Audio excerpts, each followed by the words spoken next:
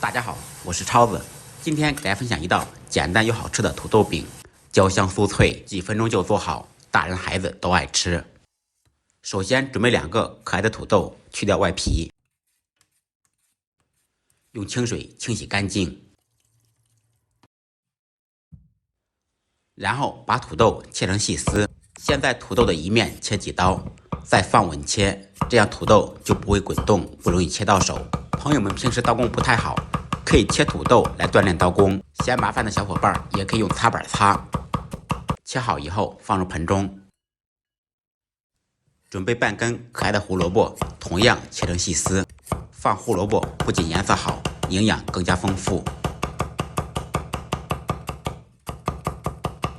做土豆饼离不开洋葱，先把洋葱片成薄片，注意安全第一，不要片到手。这道菜是纯素菜，同样切成细丝。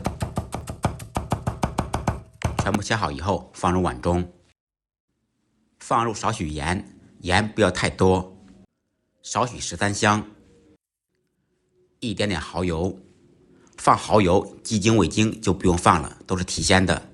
单手打入1个鸡蛋，放入少许芝麻香油，用筷子搅拌均匀，然后放入1勺面粉，半勺玉米淀粉，再次用我干净的小手捣鼓均匀。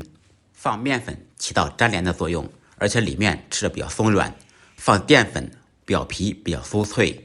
两者搭配使用，口感会更好。做土豆饼，切好的土豆丝不要清洗，呈这种状态就可以了。平底锅中放少许油，也可以用煎锅、电饼铛等等。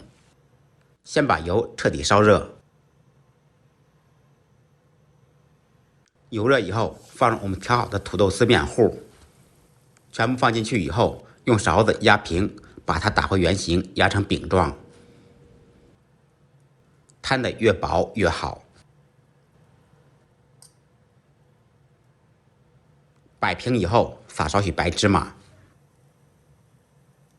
轻轻晃动锅，防止粘连。盖上盖子，改开中小火焖2分钟左右，中途可以晃下锅，使其受热均匀。电饼铛这一步就可以忽略了。2分钟以后，掀开盖子，满屋飘香。趁其不备，翻过来煎另一面，再撒少许白芝麻。盖上盖子，继续开小火煎1分钟左右，中途记得晃下锅。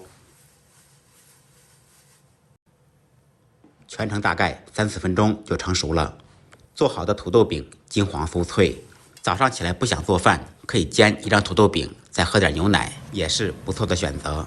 也可以往里面放其他自己喜欢吃的蔬菜，简单好吃，营养丰富。按照我的方法做，不好吃您提着土豆来找我。最后别忘了给超子点个赞，再忙再累记得按时吃饭。下期视频见，拜拜。